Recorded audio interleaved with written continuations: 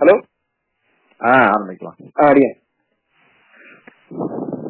வேதாந்த லக்ஷ்மண முனீந்திர கிருபார்த்தபோதம் ஆத்மாதயுக்மதரதீருங்கராஜம் த்ரயந்த யுக்மகிருதபோரி பரிஷ்ரமந்தம் ஸ்ரீரங்கலக்ஷ்மணமுனி சரணம் பிரபத்யே.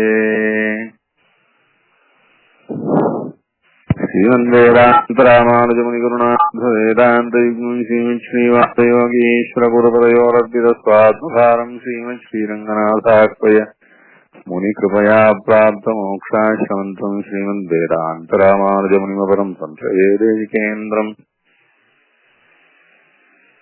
என்னுயிருந்தளித்தவரை சரணம் புக்கையாடைவே அவர் குருக்கள் நிறைவணங்கி பின்னருளாரும் போதோர் வந்த வள்ளல் பெரிய நம்பியாள வந்தார் மனக்கால் நம்பி நன்னதியை அவர் குறைத்த உய்ய கொண்டார்.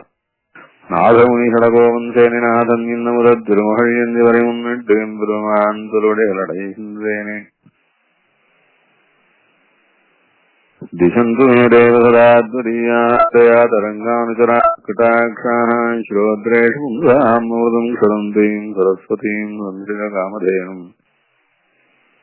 ஸ்ரீமான் வெங்கடநாதார்ய கவிதாநிகிகேசரி வேதாந்தாச்சார்யமன்யோ மே சன்னிதத்தாம் சதாகிருதி. பூஜந்தம் ராம ராமேதி மதுரம் மதுராட்சரம் ஆருஷ்ய கவிதாசாகாம் வந்தே வால்மீகி கோகிலம் வால்மீகேர் முனிசிம்ஹஸ்ய கவிதா வனச்சாரிணः ஸ்ருண்வன் ராமகதாநாதம் கோமயாதி பராங்கதிம். அஞ்சனானந்தனம் வீரம் ஜானகீ சோகநாசனம் கபீஷமக்ஷஹந்தாரம் வந்தே லங்காபயங்கரம். यत्र यत्र रघुनाथ कीर्तनं तत्र तत्र कृतमस्तकाञ्जलिं बाष्पवारि परिपूर्णलोचनं मारुतिं नमत राक्षसान्तकम्. वेदवेद्ये परे पुंसि जाते रजरथात्मजे एतप्राजेतदासीत् साक्षात् रामायणात्मना. वैदेही सहितं सुरद्रुमतले हैमे महामण्डपे मध्ये पुष्पकमासने मणिमये विरासने सुस्थितम् अग्रे वाचयति प्रभञ्जनसुते. तत्त्वम् मुनिभ्यः परम् व्याख्यान्तम् भरतादिभिः परिवृतम् रामम् भजे श्यामलम्. रामाय रामभद्राय रामचन्द्राय वेदसे रघुनाथाय नाथाय सीतायाः पदये नमः. காட்பாரி ராமபிரான எல்லாது மற்றும் கற்பரோ புற்பாமுதலா புல்லெரும்பாதி ஒன்றின்றியே நற்பாலயோத்தியில் வாழும் சராச்சரம் முற்றவும் நற்பாலு குய்தனன் ஆன்முகனார் பெற்ற நாட்டுளே. ஜெயத்யாஸ்வரசந்திராசத்வாந்த வித்வம்சனோதயா பிரபாவான் சீதயா தேவ்யா பரமவ்யோமபாஸ்கரः.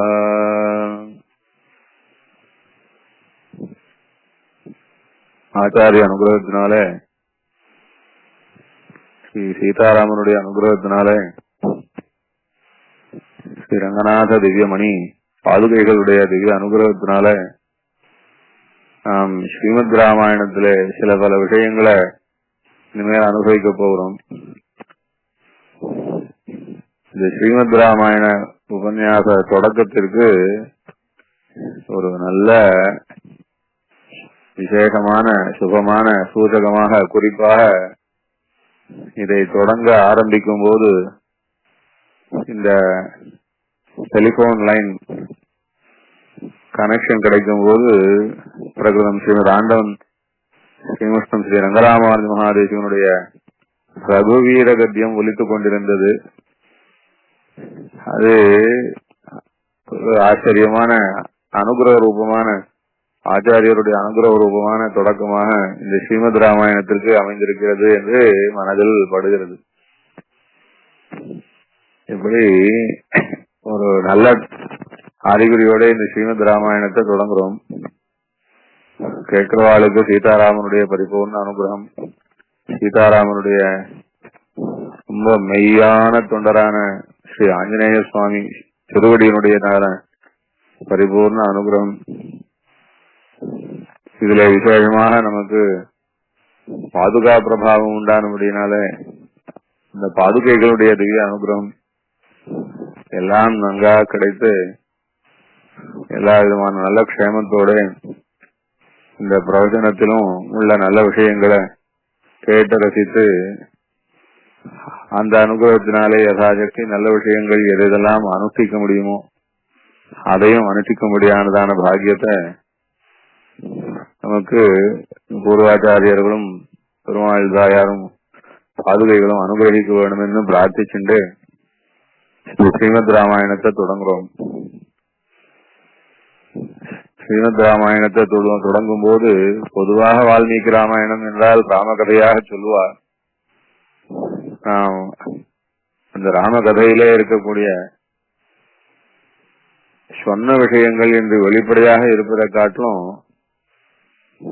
சொல்ல வேண்டி ஆசைப்பட்டு ஆனால் சொல்லாமல் சொன்னதான பல விஷயங்களை அனுபவிக்க போறோம். அதனால் இந்த உபன்யாச தொடருக்கு சொல்லாமல் சொன்ன ராமாயணம் என்றதான ஒரு தலைப்பாக ஒரு மனதிலே ஒரு பாவம். சொல்லி சொல்வது சொல்லாமல் சொல்வது என்று ரெண்டு விதம். சொல்வதிலேயே சொல்லி சொல்வது சொல்லாமல் சொல்வது என்று ரெண்டு விதம். அதுல சொல்லி சொன்ன ராமாயணம் என்பது வியக்தமாக பிளாக் அண்ட் ஒயிட் என்று சொல்வாளே, அதுபோல வால்மீகி பகவான் அருளி செய்திருப்பது. சொல்லாமல் சொன்ன ராமாயணம் என்பது ஆராய்ந்து அனுபவிக்க வேண்டியது. சொல்லி சொன்ன ராமாயணத்தை விடவும் சொல்லாமல் சொன்ன ராமாயணத்துல அந்த கருத்துகளில அழுத்தம் அதிகம், ஆழம் அதிகம். எப்படின்னா, உதாரணத்திற்கு ஒருத்தரை நான் சந்திக்கிறோம். சந்திச்சா அவ நம்ம இடத்துல விசேஷமா பேசுறா, பிரியமா பேசுறா, சௌக்கியம் என்று எல்லாத்தையும் விசாரிச்சுக்கிறா. இப்படி இருப்பது ஒரு சொல்லி சொன்னது போலாச்சு. அதே சமயம் ஒருத்தரை பாக்குறோம், நம்ம அவ பார்த்தும் பார்க்காமயே போறான். ரொம்ப தெரிஞ்சவா ஏன் பார்க்காம போறா? அப்போ அவளிடத்துல ஏதோ நம்ம இடத்துல அவளுக்கு கோபம் இருக்கு, இல்ல இந்த சமயத்துல பேசுவதற்கு விருப்பம் இல்லைன்னு தெரிகிறது. சொல்லி சொன்னது என்பது நேரடியா பேசிக்கிறது, சொல்லாமல் சொன்னது என்பது அவ பார்த்துட்டு பேசாம போனதுலயே அவளுக்கு இருக்கிற ஏதோ ஒரு அபிப்பிராயத்தை நமக்கு சொல்லிட்டா, ஒரு சங்கடத்தை சொல்லிட்டான்னு ஆகுது. அதுபோல சொல்லி சொல்வது சொல்லாமல் சொல்வது என்று ரெண்டு விதம். இந்த விஷயத்தை காட்டி கொடுத்தவர் நம்மாழ்வார் தான். திருவாய்மொழியில 2-3 இடத்துல இப்படி காட்டி கொடுக்கிறார். சொல்லி சொல்வது என்பதை விட சொல்லாமல் சொல்வது என்று நிறைய வாச்சு. சொல்லி சொன்னால் கொஞ்சம் தான் சொல்ல முடியும், சொல்லாமல் சொன்னால் நிறைய சொல்ல முடியும். ஒரு ஆத்துல அன்னைக்கு மேரேஜ் டே. ஆத்துக்காரர் இன்னைக்கு மேரேஜ் டேவா இருக்கிறதுனால ஆபீஸ்ல சீக்கிரம் வந்து விடுறேன், இன்னைக்கு சாயங்காலம் விசேஷமா பெரிய அவுட்டிங் போலாம் அப்படின்னு சொல்லி வச்சிருக்கார். ரொம்ப எதிர்பார்ப்போட இருக்கா அந்த பத்னி. அன்னைக்கு வருவார்னு பார்த்தா இன்னைக்கு ரொம்ப லேட்டா வந்தார். ஆபீஸ்ல அர்ஜென்டா மீட்டிங் போட்டுட்டா, நிறைய காரியமாயி போச்சு, வர முடியல அப்படின்னு சொல்லி ரொம்ப லேட்டா வர. சாயங்காலம் 4-3 மணிக்கே வந்துடுறேன்னு சொன்னவர் ராத்திரி 11 மணிக்கு வர்றாரு. எங்க அவுட்டிங் போறது? அவளுக்கு ரொம்ப வருத்தம், ரொம்ப கோபம், மனசுல ரொம்ப தாபமா இருக்கு. இப்படி எந்த ஆபீஸ கட்டின்னு அழறாரு இவர். ஒரு நாள் ஆத்துக்குன்னு வரக்கூடாதா? நம்மோட எங்கேயாவது அவுட்டிங்னு சந்தோஷமா போக கூடாதான்னு. வந்தவருக்கு ரொம்ப டயர்டா இருக்கு, ஏதாவது சாப்பிடணும் போல இருக்கு, காஃபி கூட அப்படின்னு கேக்குறாரு. பார்த்தா மாமி பேசவே இல்லை. அது காஃபி எடுத்துன்னு அப்படி டேபிள்ல வச்சா வெக்கச்சே டக்குன்னு சத்தம் கேட்டுது. அந்த வெக்கச்சேவே அந்த கோபம் பாத்திரத்தினுடைய சப்தத்துல தெரியுது. மாமி கோபம்னு ஒன்னும் சொல்லல வாய் திறந்து, ஆனா இருந்தாலும் அது வேகமா போட்டுன்னு வச்சதுலயே எல்லாம் சொல்ல வேண்டியதான் சொல்லியாச்சு. அது போல சொல்லி சொல்வது சொல்லாமல் சொல்வதுன்னு பல விதம் இருக்கு. அழ்வார் சொன்னார், என் நீர்மை கண்டிறங்கி இது தகாதென்னாத என் நீலமுகில் வண்ணர்க்கு என் சொல்லியான் சொல்லுகேனோ, என் சொல்லியான் சொல்லுகேனோ. பட்சிகளை தூது விட்டுறாரு பெருமாளுக்கு நம்மாழ்வார். தூது விடச்சே பட்சியே போய் சொல்லு பெருமாள் இடத்துல, நான் என்ன சொல்ல வேண்டியது என்று ஒண்ணும் இல்ல. என்னுடைய பிரியத்தை, என்னுடைய காதல, நான் அவர் இல்லாமல் ஜீவிக்க முடியாது என்ற விஷயத்தை எல்லாம் நான் இனிமேல் வாய் சொல்லித்தான் பெருமாளுக்கு உன்னை தூது விட்டு அனுப்பணும்னே கிடையாது. என் சொல்லியான் சொல்லுகேனோ, என்ன வார்த்தைகளை என் பெருமானிடத்திலே சொல்ல வேணும் என்று அவசியமே இல்லை. என்னிடமிருந்து தூதாக வந்தாய் என்று சொன்னால் மட்டுமே கூட போதும். ஏன்னா என்னவாய் தூது அனுப்பிச்சிருப்பாள், என்ன நிலையில இருந்து தூது அனுப்பிச்சிருப்பாள், என்னவாய் மனோபாவத்தை எல்லாம் அவள் சொல்ல ஆசைப்பட்டிருப்பாள் என்பதெல்லாம் பெருமாள் என்னை பார்த்த போது நன்னா தெரிஞ்சின்றிருப்பாரு. நாங்கள் இருவரும் சேர்ந்து இருந்த போது என்னுடைய மூச்சிலும் என்னுடைய பார்வையிலும் பேச்சிலும் அடி வைப்பிலும் என்னுடைய காதல் 1000 கிடந்தது என்று பெருமாளுக்கு தெரியாதா? இப்பேற்பட்டதான 1000 விதமானதான அந்த ஆசைகளை எல்லாம் ஒரு வரியில இல்ல ஒரு பாட்டிலே நான் சொல்லி அனுப்ப முடியுமா? அதனால என்னுடைய மூச்சிலும் அந்த பகவத் சந்நிதியில என்னுடையதான அந்த தவிப்பான மூச்சிலும் அந்த நெருக்கத்திலே நான் பட்டதான என்னுடையதான பாவங்களை எல்லாம் பார்த்திருப்பாரே பெருமாள். அதனால என் காதலை சொல்வதற்கு கவிதை வேணுமோ என்று சொல்லாமல் சொன்ன விஷயங்களே நிறைய. ஏகாந்தத்திலே சொல்லி சொல்வதை விட சொல்லாமல் சொல்வது என்பதான இப்பேற்பட்டதான சூழ்நிலையை பெருமாள் அறிந்திருப்பாரே. அதனால நான் ஏதும் சொல்லி அனுப்ப வேண்டிய அவசியம் இல்ல. பெருமாளுக்கு என்னுடையதான காதலை நான் என்னிடமிருந்து தூதாக வந்திருக்கேன் என்று பெருமாளிடம் சொன்னால் போதும் என்று என் சொல்லியான்னு சொல்லுவேனோ, என்னுடைய நிலைமையை சொல்லித்தான் என் பெருமானுக்கு சொல்ல வேணுமான்னு கேட்டார். அதே போல இன்னொரு பாசுரத்துல வெள்ளை சிறிகுங்கொடாள் ஏந்தி தாமரை கண்ணன் என் நெஞ்சினூடே புள்ளைக்கடா இன்ன வார்த்தைக்காய் என் சொல்லி சொல்லுவேன் அன்ன நீர்கள். தாயாரிடத்துல பராங்குஷ நாயகி சொல்றா, என்னுடையதான நிலைமையை நான் சொல்லித்தான் சொல்ல வேணுமோ, எம்பெருமான் எழுந்தொழினதும் கலந்தொழினதும் பிரிந்தொழினதுமான என்னுடையதான இந்த சந்தர்ப்பங்களை எல்லாம் அதனாலே ஏற்பட்டதான மனோபாவங்களை எல்லாம் சொல்லித்தான் சொல்ல வேணுமோ, என் சொல்லியான் சொல்லுகே. எம்பெருமான் எழுந்தொழின போது அந்த எம்பெருமான் எழுந்தொழின அழகில அவன் அழகாக எழுந்தொழுகிறான் என்று அவனை அனுப்பி சுட்டேன். அப்போது என்னுடைய கண்ணாலே அவரை தடுத்து நிறுத்தி இருந்தால் போயிருக்க மாட்டார். என்னுடைய கண்ணழகுக்கு தோற்று இங்கேயே இருந்திருப்பார். எம்பெருமானிடத்திலே இருக்கிற பிரீதியிலே நாணத்தாலே தலை கவிழ்ந்திருந்தேன். என் கண்ணழகுக்கு அப்பொழுது வசப்படாமல் எம்பெருமான் தப்பித்து போய்விட்டார். ஐயோ, புலியாய் இருந்து நகத்தை இழந்தேன், புலியாய் இருந்து நகத்தை இழந்தேன். புலிக்கு நகம் இருக்கு, நகத்தை பிரயோஜனப்படுத்தி இருந்ததுன்னா யாரும் தப்பிக்க முடியாது. அதுபோல என் கண்ணழகை காட்டி போகக்கூடாது என்று சொல்லியிருந்தால் பெருமாள் போயிருக்க மாட்டார். இருந்தாலும் நாணத்தினாலே தலை கவிழ்ந்திருந்தேன். பெருமாள் கண்ணழகிலிருந்து தப்பி போய்விட்டார். என் சொல்லியான் சொல்லுவேனோ. இப்படி எத்தனையோ விஷயம் சொல்ல வேண்டி இருக்க, சொல்லாமலே சொன்ன விஷயம், சொல்லாமலே சொல்ல வேண்டிய விஷயங்கள் நிறைய உண்டாயிருக்கு. அது போல இந்த சொல்லாமல் சொல்வது என்பது ரொம்ப ஆழமானது, விஸ்தாரமானது. அதனாலதான் இங்க இந்த சொல்லாமல் சொன்ன ராமாயணம் என்பதாக எடுத்துக்கோங்க. இது போல பல விஷயங்களிலும் சொல்லாமல் சொன்னது என்பது ரொம்ப விசேஷமா இருக்கும். சமீபத்துல பாதுகையில சொல்லாத திருப்பாவை என்று ஆண்டாள் திருப்பாவில் சொல்லாமல் சொன்ன விஷயங்கள் என்று ஒரு 10 விஷயத்தை எடுத்து எழுதியிருக்கேன். ரொம்ப நல்லா இருக்கும். அது ஆண்டாள் வேதம் அனைத்துக்கும் வித்து என்று சொல்லும்படியான திருப்பாவியிலே வேதம் என்று ஒரு சொல்லும் சொல்லவில்லை. அதே போல மோட்சம், மோட்சம் தானே நமக்கு புருஷார்த்தம், அது மோட்சம் என்று ஒரு சொல்லும் சொல்லவில்லை. கண்ணனை குறித்துத்தானே ஆசையா பேசினான், அதுல கண்ணனை பார்த்து கண்ணா என்று ஒரு வார்த்தையும் சொல்லல. அதே போல பல விஷயங்கள் உண்டு. அதுல கண்ணனுக்கு பிடித்தது வெண்ணெய் தானே, நெய்யுண்ணோம் பாலுண்ணோம்னு சொன்னா, வெண்ணெய் என்பதான பேச்சை பத்தி ஒண்ணுமே சொல்லல. இதுக்கெல்லாம் ரொம்ப அர்த்தம் இருக்கு. தேவதாந்திரங்களை சேவிக்கவே கூடாது என்று வைஷ்ணவ சித்தாந்தம். ஆண்டாள் அங்க தேவதாந்திரங்களை பத்தி ஒன்னும் பிரஸ்தாவிக்கவே இல்லை. 33 அமலருக்கு முன் சென்று என்று சில இடங்கள்ல சொல்லியிருந்தாலும் அந்த தேவதாந்திரங்களை எல்லாம் சேவிக்க கூடாது, கிட்ட போக கூடாது, பார்க்க கூடாது, அதெல்லாம் இந்த மாதிரியாக தாழ்வார்கள்லாம் சொல்லுவாளே, அது மாதிரி எதுவும் சொல்லல. இதுக்கெல்லாம் எவ்வளவோ காரணம் இருக்கு. அதுபோல அது சொல்லாமல் சொன்ன விஷயங்களுக்கு அர்த்தம் நிறைய இருக்கிறது. 30 திருப்பாவையில எல்லாம் உண்டுனாலும் இதெல்லாம் கிடையாது.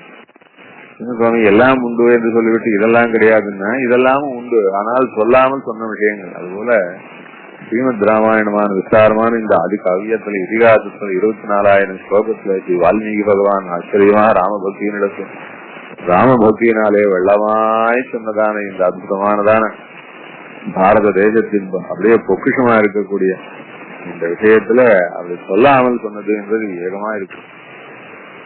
அந்த விஷயங்கள் எல்லாம் கொஞ்சம் கொஞ்சம் அனுபவிக்கலாம். இதுல சொல்லாமல் சொன்ன ராமாயணம் என்றதான தலைப்புல என்ன விஷயம் முதல்ல ஆரம்பிக்க போறோம்னா, இந்த ஸ்ரீமத் ராமாயணத்தை பொதுவா 2 விதமான பெருமையோட பாரத தேசத்துல பேசிப்பா. ஒண்ணு முதல் இதிகாசம்னு சொல்லுவா, ஆதி காவியம்னு சொல்லுவா. இதிகாசம் புராணம் என்று 2 விதம் இருக்கு கதை சொல்வதில். நாம் இப்போது இந்த இதிகாசத்தை எடுத்துருக்கோம். இந்த உபன்யாச தொடர்ல முதல்ல ஆரம்பிக்கச்சே நமக்கு முதல்ல குரு பரம்பரை அனுசந்தானம் இருந்தது. அடுத்ததாக சரணாகதி தீபிகையை எடுத்துட்டோம், அடுத்தது சிறிய திருமணல் எடுத்துட்டோம், இப்பொழுது ஸ்ரீமத் ராமாயணத்தை எடுத்துருக்கோம். இந்த வரிசையில ஒரு ஆச்சரியமான சங்கதி ஒண்ணு இருக்கு, ஒரு பொருத்தம் இருக்கு. நமக்கு எல்லாம் ஆச்சாரியால் தான். ஆச்சாரியால் இல்லாம சித்தாந்தம் இல்ல, ஆச்சாரியால் இல்லாம நமக்கு எந்த அனுகிரகமும் இல்ல. எவ்வளவோ ஞான அனுஷ்டான வைராகியம் பக்தி எல்லாவற்றினாலும் ரொம்பவும் சிறந்து இந்த பூலோகத்துல இப்பேற்பட்டதான உயர்ந்த மகாத்மாக்கள், பரிசுத்தமான அப்பழுக்கில்லாததான் மகாத்மாக்கள் என்றுதான இந்த ஆச்சாரிய வரிசையை நாம் அவசியம் முதல்ல தெரிஞ்சுக்கணும். அதை தெரிஞ்சுக்கிறதே பலக்ஷேமும். அது தெரிஞ்சுக்கிறதுனாலே நமக்கு மனசுல பலவிதமான நல்ல சங்கதிகள்லாம் ஏற்படும், நல்லதெல்லாம் நடக்கும் என்பதனால முதல்ல ஆச்சாரிய பரம்பரைய அவசியம் தெரிந்து கொள்ள வேண்டிய ஆச்சாரிய பரம்பரைய தெரிஞ்சுட்டோம். அது சுமார் 100க்கு மேலான உபன்யாசங்கள் ஆச்சு. அப்புறம் இப்பேற்பட்ட ஆச்சாரிய பரம்பரையில என்ன உபதேசிச்சா நமக்கு, அவ உபதேசிச்சதுல எது முக்கியமான விஷயம், அவ உபதேசிச்ச சித்தாந்தம் என்ன, அந்த சித்தாந்தத்தினாலே நமக்கு என்ன லாபம், நாம் வாழ்வது எதற்காக, வைஷ்ணவனா வாழ்வது வைகுண்டத்திலே போய் நல்ல வாழ்வு வாழ வேணும்னு ஆசையினாலதான் வைஷ்ணவனா வாழ்ந்துட்டு இருக்கோம். அந்த வைஷ்ணவனுடைய கொள்கை என்ன, வைகுண்டத்துக்கு எப்படி என்ன உபாயத்தை அனுஷ்டிச்சா அந்த பிராப்தியானது கிடைக்கும், இது ரொம்ப அவசியம் தெரிஞ்சுக்க வேண்டியதா இருக்கு. இதையெல்லாம் சொல்லக்கூடியது நம்ம சுவாமி நிகமாந்த மகாதேசிகனுடைய ஆச்சாரிய சார்வபௌமன் அருளை செய்தான சரணாகதி தீபிகை. ஆக முதல்ல ஆச்சாரியால பத்தி தெரிஞ்சிடணும். அப்புறம் ஆச்சாரியால் சொல்லி கொடுத்ததுலயே ரொம்ப முக்கியமான விஷயம் இது, அது சித்தாந்தத்துக்கே ரொம்ப சாரமாக என்ன சொல்லியிருக்கா ஆச்சாரியான்றத அந்த சரணாகதி தீபிகையில விஜயாத்வைத சித்தாந்தமும் அதிலே முக்கியமாக சரணாகதி சாஸ்திரம், அதையும் கூட அது பகவத் அனுபவ ரூபமான ஸ்தோத்திரமா இருந்து ரொம்ப விசேஷமா அதை அனுபவித்தோம். அது ஒரு 73 உபன்யாசமானதா கேள்விப்பட்டேன். முதல்ல ஆச்சாரிய பரம்பரையை தெரிஞ்சிட்டோம், அடுத்தது ஆச்சாரியால் சொல்லிக் கொடுத்த விஷயத்தை தெரிஞ்சிட்டோம். இது எல்லாத்துக்கும் மேலாக இந்த வைஷ்ணவ சித்தாந்தம் ஒரு நல்ல பெயர் பெற்றிருக்கிறது என்றால் அது ஆழ்வார்கள்னால்தான். இது ஆழ்வாருடைய சித்தாந்தம் இது. அதனால ஆச்சாரியாளுக்கு அப்புறம் ஆழ்வார்களுடைய மனோபாவத்தை, அவளுடைய ஸ்ரீசுக்திய அதை அனுபவிக்கிறதுல ஒரு உதாரணமாக இருக்கக்கூடிய சிறிய திருமடல் அனுபவிக்கும். ஆழ்வார்கள் எம்பெருமான பக்தியோடு அனுபவிப்பா, வேதாந்தத்தை கலந்து அனுபவிப்பா, அதிலும் கூட நாயிகா பாவத்திலே கூட அனுபவிப்பா, அதிலும் இன்னும் விசேஷமாக திவ்ய தேசங்களை சேர்த்து அனுபவிப்பா. அந்த மாதிரி திவ்ய தேசங்கள்ல எழுந்துள்ள இருக்கிற எம்பெருமான் ரொம்ப விசேஷமான லீலைகளை எல்லாம் செய்த விபவாவதாரங்களினாலே நம்மளை எல்லாம் ஆட்கொண்டிருக்கான் என்பது அனுபவிப்பா. இப்படியாக எல்லா விஷயத்தையும் சேர்த்து ஈரத்தமிழ் நல்ல பசுந்தமிழிலே ஆழ்வார் பாடினதான பிரபந்தங்களிலே ரொம்ப ஓரளவு சுருக்கமா இருக்கக்கூடியதாகவும் ஆழ்வாருடைய ஹிருதயத்தை நன்னா பிரதிபலிக்கக்கூடியதா இருக்கும். அந்த சிறிய திருமடல் என்பதான ரொம்ப ரசமான பிரபந்தத்தை அனுபவிச்சுட்டோம். முதல்ல ஆச்சாரியால பத்தி தெரிஞ்சிடணும். அப்புறம் ஆச்சாரிய ஸ்ரீசுக்தியினாலே என்ன நமக்கு நல்ல விஷயங்கள் ஏற்படுறதோ அதையெல்லாம் சரணாகதி தீபிகளே தெரிஞ்சிடணும். அதுக்கப்புறம் ஆழ்வார்களுடைய ஸ்ரீசுக்திக்கு ஒரு சாரமான சிறிய திருமடலிலே கொஞ்சம் தெரிவிக்கின்றோம். நமக்கு நல்ல விஷயங்களை சொல்லிக் கொடுத்தவா ஆச்சாரியர்கள், ஆழ்வார்கள், அது போல மகர்ஷிகள். இந்த மகர்ஷிகள்னாலதான் பாரதத்துக்கு பெருமை, அலாதியான பெருமை. பாரதம்னாலே இது ரிஷிகளுடைய புண்ணிய பூமி என்று உலகம் எந்த மூலையில இருந்தாலும் கொண்டாடும்.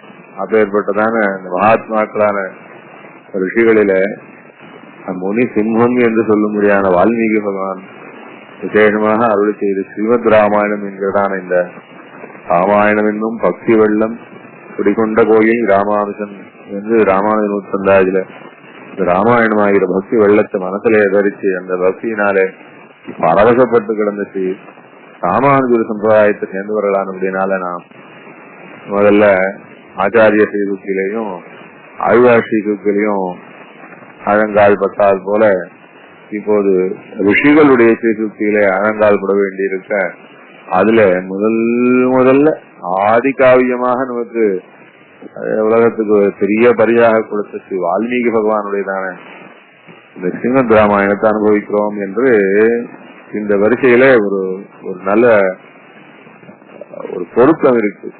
ஆச்சாரியால் அனுபவித்தோம், ஆழ்வார அனுபவித்தோம், இப்போது ரிஷிகளை அனுபவிக்க போறோம். அது ரிஷிகளை விசேஷமாக வால்மீகி பகவான் தான். நிகமாந்த மகாதேசியம் சாதிக்கிட்டே யாதவாபிஜயத்துல வல்மீகந்த வேதஸ்மின் வியாசே ஜெகதயே சிறு அந்நேரி கவயக்காமும் பகூவர் அனபத்ரபாக. வால்மீகியும் வியாச பகவானும் இருக்கச்சு, இதற்கு மேலாக நானும் காவியம் பண்றேன், நல்ல ரசமான விஷயத்தை சொல்றேன் என்று கவிகள்லாம் பேசா. ஆனா உண்மையில இந்த வால்மீகியையும் வியாசரையும் நினைச்சு பார்த்தாவிட்டு இந்த கவிகளை என்ன சொல்லலாம்னா, ஏதோ வெக்கம் இல்லாம தாங்களும் கவிகளாக பாவிச்சுட்டு பேசுறான்னு தான் சொல்லணும் என்று சாதிக்கிறார் இந்த ஸ்லோகத்தை. வல்மீகதம் பவேதஸ்மின் வியாசேஷ கிருதயே சிறு அந்நேதி கவய காமம் பபூவர் அனபத்ரபாக. உண்மையில மற்ற கவிகளுக்கு வெக்கம் இல்லைன்னு தான் சொல்லணும். அப்பேற்பட்ட என்ன ஆச்சரியமானதான ஒரு காவியம், என்ன கவிதையை கொடுத்திருக்கா அந்த வால்மீகி பகவானும் வியாச பகவானும் என்றா சொல்றார். வால்மீகி ஒரு இதிகாசமும் வியாச ஒரு இதிகாசமுமா பண்ணினான். நாம் அந்த இதிகாசத்திலே முதல் இதிகாசமான ஸ்ரீமத் ராமாயணத்தை எடுத்துக்கிறோம். இதிகாசம் புராணம் என்று ரெண்டு விதம் உண்டு பார்த்தோம். அதுல இதிகாசம் என்பது 4 எழுத்து, புராணம் என்பது 3 எழுத்து. சம்ஸ்கிருதத்துல என்ன சொல்வா, இதிகாச புராணாபியாம் வேதம் சமூக பிரம்மேத்து என்று ஒரு வார்த்தை உண்டு. வேதத்தினுடைய அர்த்தத்தை தெளிவிப்பதற்காக கதைகளினாலே இதிகாச புராணங்களினாலே சொல்ல வேணும் என்பதாக சொல்லுவார். ஆனா சம்ஸ்கிருதத்துல இன்னொரு நியாயம் உண்டு. எது குறைவான எழுத்தா இருக்கோ அதை முதல்ல சொல்லி அதை விட அதிகமான எழுத்தா இருக்கிறத அப்புறம் சொல்லணும். அதாவது இதிகாச புராணம்னு சொல்லக்கூடாது, புராண இதிகாசம்னு தான் சொல்லணும். சம்ஸ்கிருதத்துல இருக்கிற சட்ட பிரகாரம் எப்படின்னா, ஒரு எக்ஸாம்பிளுக்கு சொல்லலாம். ஒரு எக்ஸாம்பிளுக்கு சொல்லலாம். ஒரு ஸ்மார்த்தர் ஒருத்தர் இருக்கார். அவருக்கு ஒரு பையன் பிறந்தான். அவருக்கு ராமனையும் பிடிக்கும், முருகனையும் பிடிக்கும். அவர் என்ன பண்ணுவார் பையனுக்கு அப்படின்னா, ராமசுப்ரமணியன் பேர் வைக்கிறார் அப்படின்னு வச்சுக்கலாம். ராமசுப்ரமணியன் பேர் வச்சா, ஏன் சுவாமி ராமனை முதல்ல பிடிக்குமா சுப்பிரமணியனை அப்புறம் தான் பிடிக்குமா? இல்ல அவளுக்கு முருகனைத்தான் ரொம்ப பிடிக்கும், ஆனா இருந்தாலும் ராமாயணம் ரொம்ப பிடிக்கும்ன்றதுனால அப்ப சுப்பிரமணிய ராமன் பேர் வைக்கலாமோ அப்படின்னா கூடாது. ஏன்னா ராமன் அப்படின்னா அதுல 2 உயிரெழுத்து இருக்கு. சுப்பிரமணியன் சொன்னா அதுல நிறைய உயிரெழுத்து இருக்கு, 2க்கு மேலா இருக்கு. அதனால குறைவான எழுத்து இருக்கிறத முதல்ல சொல்லணும், நிறைய எழுத்து இருக்கிறத அப்புறம் சொல்லணும். அப்படிதான் பேர் வைக்கணும், அப்படிதான் விவகரிக்கணும். அதனால ராமசுப்ரமணியம் அப்படின்னு பேர் வைப்பா. யாரும் சுப்பிரமணிய ராமன் பேர் வைக்க மாட்டா. ஏன்னா அல்பாச்சு என்பதாக சொல்றது சம்ஸ்கிருதத்துல சொல்லச்சு. உயிர் எழுத்துக்கள் குறைவா இருந்தா அந்த சொல்ல முதல்ல சொல்லணும்னு. அப்ப இதிகாச புராணம்னு சொன்னா இதிகாசத்துல 4 உயிர் எழுத்தும் புராணத்துல 3 உயிர் எழுத்தும் இருக்கு. ஏன் சுவாமி அப்போ புராண இதிகாசம் தானே சொல்லணும் அப்படின்னு ஒரு விசாரம் சொல்லுவா பெரியவா. ஆனா அதுக்கு பதில் எப்படி சொல்லுவான்னா, இதிகாச புராணம்ன்றதுல இதிகாசத்தை பின்னாடி சொல்ல வேண்டி இருக்கு, வியாக்கரண சட்ட பிரகாரம் இருந்தாலும் இது புராணத்தை காட்டி இதிகாசம் ரொம்ப வசதியா இருக்கு, அதனால வசதிய முதல்ல சொல்லணும்ன்றதுனால இதிகாசம்னு சொல்லிட்டா அப்படின்னு அதுக்கு நிர்வாகம் பண்ணுவா. அதுபோல இதிகாசம் புராணம் அப்படின்னு 2 எப்படின்னா ஸ்ருதி ஸ்மிருதி இதிகாச புராணம் என்றதான வரிசை வேதம். அதுக்கப்புறம் அந்த வேதத்தை விளக்க வந்ததான ரிஷிகளுடைய வாக்கியமா இருக்கக்கூடிய தர்மசாஸ்திரங்கள் ஸ்மிருதிகள், அதுக்கப்புறம் இதிகாசம் ஸ்ரீ புராணம் இப்படியும் வரிசைப்படுத்துவா. இதுல புராணத்துக்கு முன்னாடி இதிகாசம் ஏன் வந்ததுன்னா புராணத்துக்காக இதிகாசம் வசந்ததுனாலன்னு சொன்னேன். இதிகாசம்னா என்ன, புராணம்னா என்ன, 2ம் கதை தானே சுவாமி. புராணங்கள்லயும் கதைகளை தான் சொல்லிருக்கா, இதிகாசத்திலயும் கதைகளை தான் சொல்றா, 2ம் கதைகள் தானேன்னா இதுல ரொம்ப முக்கியமான விஷயம் இருக்கு. சாதாரணமா இந்த காலத்துல ரிசர்ச் பண்றவா என்ன சொல்லுவா, ராமாயணம் என்றதான ஒரு கதை, பாரதம் என்றதான ஒரு கதை, இதுல ரொம்ப அமானுஷமான விஷயங்கள்லாம் எழுதியிருக்கா. இந்த மாதிரியான அமானுஷமான விஷயங்கள்லாம் பொது வாழ்க்கையில நடக்கவே நடக்காது. அதனால இதெல்லாம் ஒரு ரொம்ப உயர்ந்த ரக கற்பனை அப்படின்னு சொல்லுவா. இன்னும் கேட்டா ராமபக்தி இல்லாதவா கிருஷ்ண பக்தி இல்லாதவாலாம் ராமன்னு ஒருத்தர் இருந்தாருன்னு கிடையாது, இல்ல ராமனுக்கு இப்ப ஏற்பட்டதான பெருமைகள்லாம் இருந்ததுன்னு கிடையாது. எப்படி 2 விதமா சொல்லுவா. ராமர் மொத்தமே கற்பனையான ஒரு கதாபாத்திரம்னு சொல்லுவா, இல்லன்னா ராமன் ஒருத்தர் இருந்தார், அவர் ரொம்ப விசேஷமான ராஜாவா இருந்தார், அவரை பத்தி ரொம்ப விசேஷமான கற்பனை கதைகளாக ராமாயணத்தை சொல்லிட்டார் அப்படின்னு சில பேர் சொல்லுவோம். அதே மாதிரி கண்ணன் ஒருத்தர் இருந்தார்னு ஒத்துக்காமையும் இருப்பா, இல்ல கண்ணன் இருந்தார் அவரை பத்தி கற்பனை கதை ரொம்ப நன்னா இருக்கு, அதனாலதான் இப்படி ராமாயணம் மகாபாரதம் அதெல்லாம் வந்திருக்கு அப்படின்னு சொல்லுவா. அதுக்கு சொல்லாமல் சொன்ன விஷயத்துல என்னன்னா, இந்த இதிகாசம்னு பேர் வச்சாலே அதுவே இந்த மாதிரியான சந்தேகங்களுக்கு எல்லாம் ரொம்ப பரிகாரம் பண்ணிட்டா. அதுல இதிகாசம்னா என்னன்னா இப்படிதான் இருக்குன்னு அர்த்தம், புராணம்னா என்னன்னா பழையதுன்னு அர்த்தம், பழசு.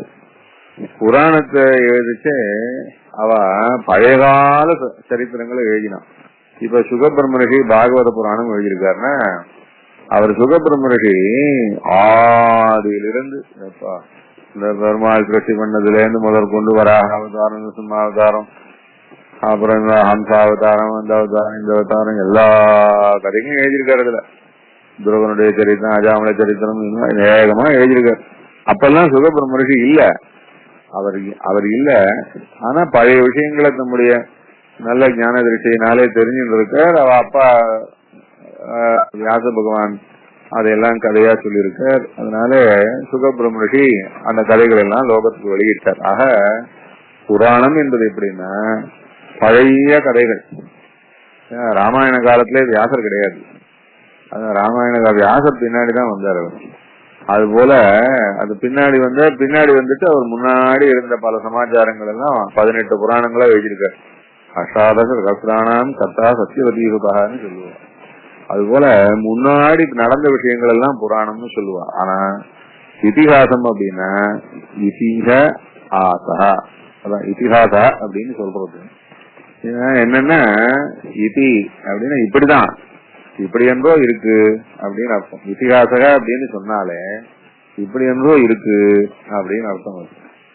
இந்த அஸ்துன்னு அஸ்தி அப்படின்னா சொல்லுவாளே, அதுல இருந்து வருது ஆசகான்றது.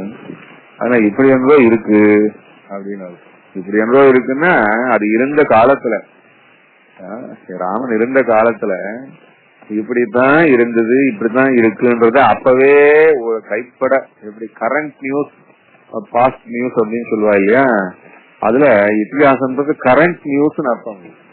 அதனால அந்த காலத்துல இருந்தவர்கள் அந்த காலத்து சமாச்சாரத்தையே எழுதியிருக்கா. ஸ்ரீமத் ராமாயணமானது ராமனுடைய ஜீவித காலத்திலேயே ராமனை பத்தி ராமனை பத்தி எல்லாரும் அறிந்து கொண்டிருக்கச்சு, எல்லாரும் அறிந்து கொண்டிருக்கிற விஷயத்த அதை ஓலைப்படுத்தும் போது அந்நிஷத்துக்கு ஒருத்தரும் ஓலைப்படுத்த முடியாது. கரண்ட் நியூஸ் என்றால் அது கரண்ட் நியூஸ் பல பேருக்கு தெரிஞ்ச விஷயம். அதுல ஒரு பொய்யை சொல்லி மாற்றி அமைத்து எழுதுவது என்று அப்படியெல்லாம் எழுதினா யாரும் ஒத்துக்க மாட்டாங்க. அதனால ராமன் உண்டா, சீதை உண்டா, ஆஞ்சநேயர் உண்டா, ஒரு குரங்கு சமுத்திரத்தை தாண்டுமா, என்னமோ விதவிதமான அந்த அசரம் பிரம்மாசனம் இந்த அசனம் அப்படி இப்படின்லாம் சொல்றாளே, ரொம்ப ஆச்சரியமான புஷ்பக விமானத்துல வளர்ந்து போச்சுன்னு சொல்றா, இன்னும் பாதுகைகளை வச்சு ராஜ்யம் எல்லாம் பொய்யோன்னா ஏற்கனவே எல்லாரும் பேசிட்டு இருக்கிற விஷயம், எல்லாரும் சுவானுபவத்திலே தெரிஞ்சுட்டு இருக்கிற விஷயம், ஜீவித காலத்திலேயே நடந்த விஷயம். அத வால்மீகி பகவான் சாதிச்சிருக்கிறதுனால அந்த ஸ்ரீமத் ராமாயணத்துக்கு இதிகாசம் என்றதான பெயர் இன்னைக்கு நேற்று ஏற்பட்டதில்ல. ஸ்ரீமத் ராமாயணம் ஏற்பட்ட காலத்திலிருந்தே அதுக்கு இதிகாசம் தான் பேர். இப்படித்தான் கதை. அதனால இதிகாசம்ன்றதான பேரை சொல்லியே ராமகதை எல்லாம் சத்தியம். அதுல என்னென்ன நல்ல விஷயங்கள் சொல்லிருக்கோ அது எல்லாம் சத்தியம். ராம பிரபாவம் எல்லாம் சத்தியம். அந்த ராம கதையை கேட்கிறவா, ராமனை அனுபவிச்சவா, அவளுடையதான சந்தோஷங்களும் அவளுடையதான சித்திகளும் எல்லாம் சத்தியம். இதுல ஒன்னும் பொய் கிடையாது. அதனால இதிகாசம்ன்ற பேர்லயே அந்த ராமாயணம் பூராவும் பரம சத்தியம் என்பது நிச்சயமா தெரியும்படியாக அதுக்கு நாமகரணம் பண்ணியிருக்கா பெரியவா. அதே போலதான் பாரதத்துக்கும். பாரதமும் வியாச பகவான் அந்த பாண்டவர்களுடைய காலத்துல, கண்ணனுடைய காலத்துல, அந்த திரௌபதியினுடைய சரித்திரங்கள் எல்லாம் இருந்த காலத்துல தாமே நேரடியாகவும் தெரிஞ்சு கொண்டு, இல்ல செவி வழியாகவும் தெரிஞ்சு கொண்டு, யோக திருஷ்டியினாலே தெரிந்து கொண்டு, நடந்த காலத்துல நடந்த விஷயத்தை பட்டோலை பண்ணிருக்கார்.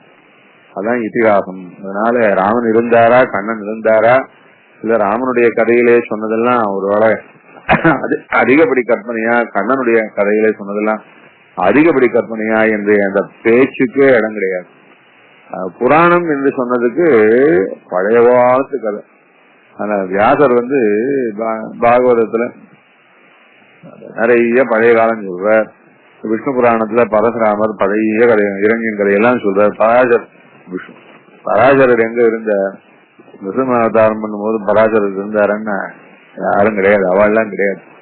ஆனா இருந்தாலும் பராசரர் நிருசிம்ம அவதாரத்தை பத்தி, பிரகலாத ஆழ்வானை பத்தி கதையெல்லாம் சொல்றார். அதனால இதெல்லாம் பழைய கதை. பழைய கதைன்றதுனால பொய்ன்னு அர்த்தம் இல்ல. பழகும் சத்தியம்தான், இதிகாசமும் சத்தியம்தான்.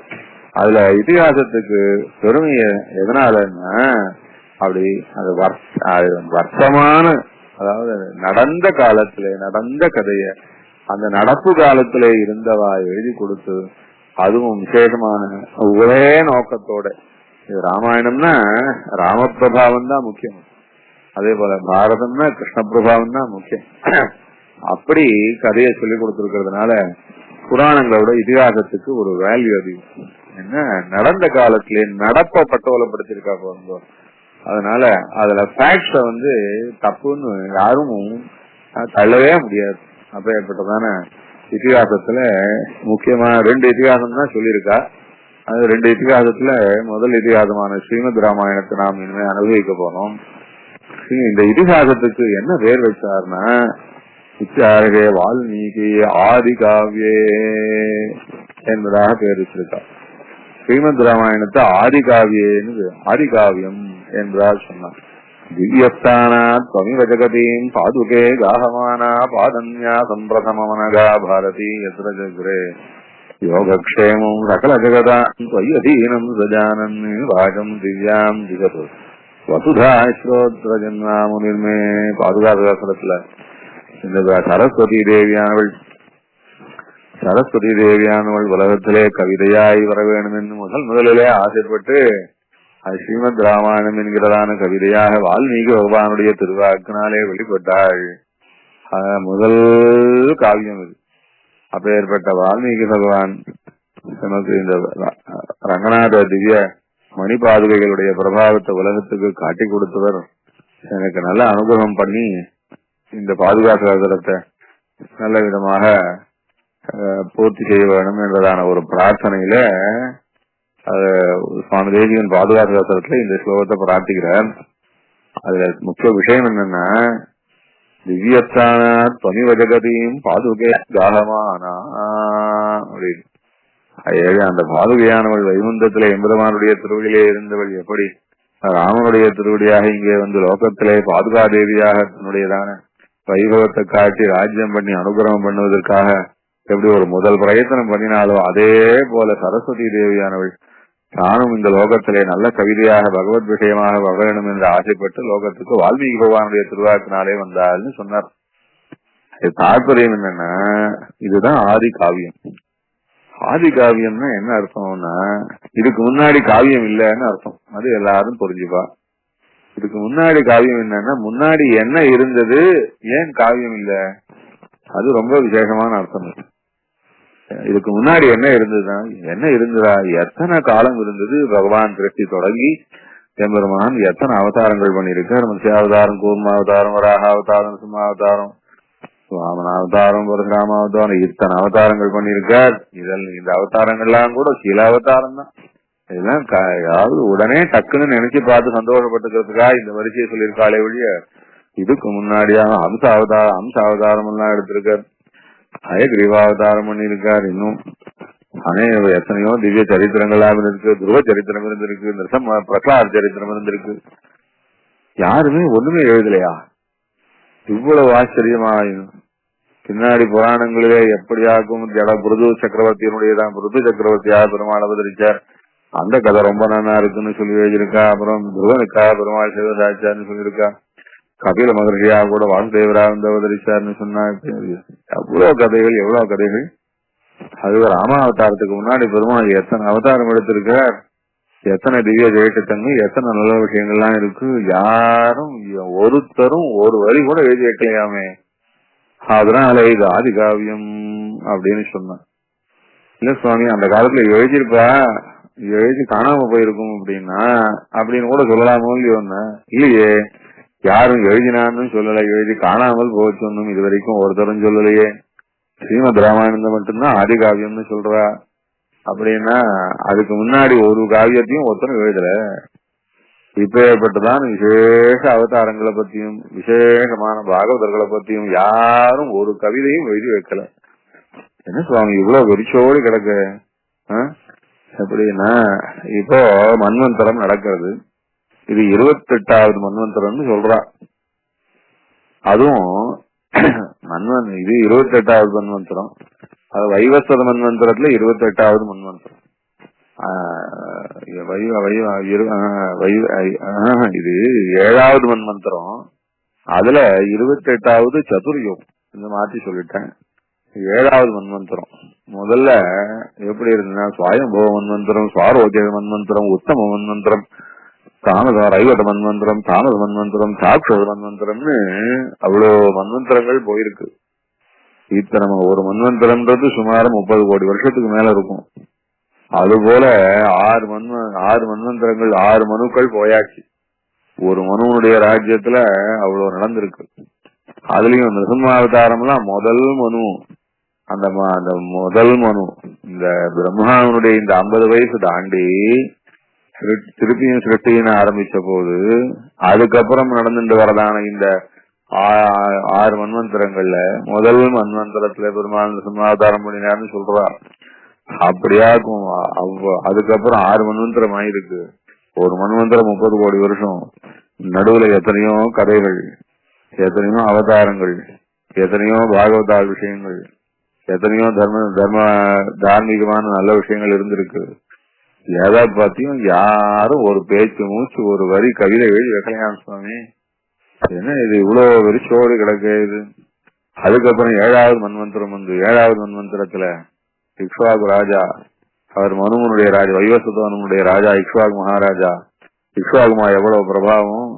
இந்த வம்சத்துல ரகுன்னு ஒருத்தர் இருந்தார். பெருமாளே ராகவான்னு தான் சொல்றோம். அப்பேற்பட்ட 30 ராஜாக்களுக்கு மேல இருந்திருக்கா. 30 ராஜாக்கள் இருந்திருக்கா ராமனுக்கு முன்னாடி. ஸ்ரீராமனுக்கு முன்னாடி இந்த இக்ஷ்வாகு வம்சத்திலேயே அத்தனை ராஜாக்கள் இருந்திருக்கா. மனுமான், தாதா, ஏயாதி, யுவனாசுன்ன பெரிய பெரிய ராஜாக்கள்லாம் இருந்திருக்கா. ரகு, காகுப்தன் என்றெல்லாம் இருந்திருக்கா. தசரத சக்கரவர்த்தி ஒருத்தரே 60,000 வருஷம் இருந்திருக்கார். இவ்வளவு காலம் 1000 லட்சம் வருஷமா இருந்த இப்பேற்பட்ட மகாபிரபாவம் உடையதான இந்த சக்கரவர்த்திகளை பத்தி யாரும் ஒரு வரி கூட கவிதையே எழுதலையா? ஏன் சுவாமி இப்படியாக்கும்? எல்லாம் வெறிச்சோடு கிடக்கு. ராமனை பத்தி தான் முதல்ல கவிதை எழுத ஆரம்பிச்சாராமே. அது என்ன ஆதி காவியம் அப்படின்னு, இந்த ஆதி காவியம்னு சொன்னதுல பெரிய ஷாக்கே இருக்கு நமக்குலாம். அப்படின்னா இப்ப ராமன் இப்ப அவதரிச்சு சுமார் 9,10,10 வருஷம் ஆயிருக்குன்னு நம்ம இதிகாச புராணங்கள்லாம் சொல்றோம். ஆனா இந்த பூமண்டலத்தை ராஜ்யம் பண்ணிட்டு இருந்ததா கோடி வருஷங்களுக்கு முன்னாடி எல்லாம் ராஜ்யம் பண்ணியிருக்கா. அது மாதிரி ஆகும். பரத சக்கரவர்த்தி எவ்வளவு ராஜ்யம் பண்ணியிருக்காரு. அவ கதையெல்லாம் எல்லாம் முடிஞ்சு போச்சு. அப்படி இருக்கு. ஒருத்தரை பத்தியும் ஒண்ணும் கிடையாதுன்னு சொல்லு. யார பத்தியும் கவிதை கிடையாதாமே. ஏன் வால்மீகி பகவானுடைய கவிதையத்தான் ஆதி காவியம்னு சொல்ற? அவைலபிள் ஆதி காவியம்னு சொன்னா பரவாயில்லையே. அப்படியும் கிடையாது. அவைலபிள் ஆதி காவியம்னு ஒருத்தரும் சொல்லல. அதான் தேசிகன் காட்டுறாரு. எப்படின்னா இது அவைலபிள் ஆதி காவியம்னு கிடையாது, இது உண்மையிலேயே ஆதி காவியம். திவ்யஸ்தான அந்த பாதுகாத ஸ்லோகத்துல அதான் முக்கிய அர்த்தம். அது திவ்யஸ்தானா சமீப ஜெகத்தையும் பாதுகே காகமானா. நீ எப்படி பரமபதத்திலிருந்து பாதுகா தேவியே பூமண்டலத்துக்கு உன்னுடைய அருளாட்சியை தொடங்கணும்னு ஆசைப்பட்டு ராமனுடைய திருவடிகளை சேர்ந்தாயோ, அதே போல சரஸ்வதி தேவியானவள் நல்ல பகவத் விஷயமா லோகத்துல கவிதையா வர வேணும்னு ஆசைப்பட்டு முதல்ல வால்மீகி பகவானுடைய வார்த்தையினாலே வெளிவந்தால்னு சொன்ன.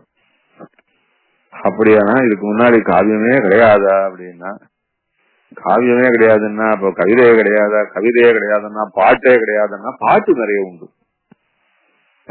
ஸ்ரீமத் ராமாயண கௌத காந்தர்வ தத்வஜம் அப்படின்னு பாட்டு எல்லாம் நிறைய உண்டு. இவாளை பத்தி சொல்லச்சேவே குசலவாளை பத்தி சொல்லச்சு இவாள்லாம் பாட்டுல கெட்டிக்காரா அப்படின்னு. ராமனை பத்தி சொல்லச்சு ஆந்திரே பரிநீட்டிக்காரு. ராமனே பாட்டுக்கு ரொம்ப கெட்டிக்காரா. நிறைய அயோத்தியா நிறைய நல்ல பாடகெல்லாம் இருந்தா அப்படின்னு சொல்றா. சூத்தமா கதை வந்தினான்னு சொல்லுவா. அதாவது ராஜா தினமும் காலத்தால துயில் எழுப்பச்சு பாட்டு பாடிதான் எழுப்புவாளாம்.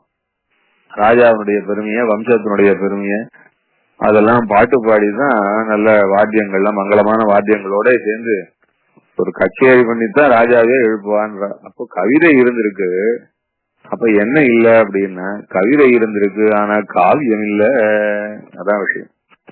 கவிதை இருந்திருக்கு. சில பாட்டுகள் இப்ப கூட நாம் ரங்கநாதனை பத்தி பாடுச்சு, ஸ்ரீரங்கபுர விஹரா என்று ஏதோ ஒரு பாட்டு இருக்கு. பிள்ளையார பத்தி சில பேர் பாடுறா, வாசாபி கணபதியும் பஜன் ஏதோ நிறைய பாட்டு எல்லாம் வச்சுட்டு இருக்கா. கண்ணனை பத்தி கூட நிறைய பாட்டு, அலைப்பாயுதே கண்ணா, ரொம்ப பிரசித்தமான பாட்டுகள்லாம் இருக்கும். இது மாதிரி அந்த காலத்துல பாட்டுகள் இருந்திருக்கு. பாட்டுகள்னா எல்லாம் மிஸ்லேனியஸ் சாங்ஸ் தான் இருந்திருக்கே ஒழியோ ஒரு பெரிய சரித்திரமானதான காவியம் இல்ல. அதுதான் அங்க முக்கியம். அந்த மாதிரியான சரித்திரமான காவியம்ன்றது இது முதல்ல வால்மீகி பகவான் தான் ஏற்படுத்தினாராம். சரி, ஏன் அதுக்கு முன்னாடி இப்படியாக ஒரு சரித்திரமான காவியம் ஒண்ணும் இல்லைன்னா எதுவும் ஆதரிக்கிறதா இருந்தா தானே இருக்க முடியும். எந்த காவியத்தையும் யாரும் ஆதரிக்க முடியாத சூழ்நிலையே கிடையாது. அதுதான் முக்கியம். ஒரு விஷயம் இல்ல, நல்ல விஷயம் ஏன் சுவாமி இல்ல அப்படின்னா, ஏன் இல்லைன்னா அதை ஆதரிக்க முடியாதவா இல்ல அப்படி. இப்பதான் நிறைய கோவில்கள் இங்க பாரத தேசத்துல, அதுவும் தமிழ்நாட்டுல ஆராதிப்பாரு இல்லாம பூட்டியே கூட கிடக்கிறது கிராமங்கள்ல. அன்னைக்கு இந்த பெருமாள் தான் நமக்கு கதி, இந்த பெருமாளை விட்டா நமக்கு வேற ஒன்னும் வேண்டாம் என்று உன் சரணல்லாது சரணில்லை என்று அந்த பெருமாளை சேவிச்சிருந்த வம்சத்தை சேர்ந்தவாள்லாம் இன்னைக்கு வேற ஏதோ அபிலாஷைகளில இல்ல, இந்த கிராமத்துல ரொம்ப வசதியான வாழ்க்கை இல்ல, நல்ல படிப்பு இல்ல, வைத்தியம் இல்ல, அதனால நகரத்துக்கு நான் அப்படி வேற இடங்கள எங்கெங்க போயிட்டா.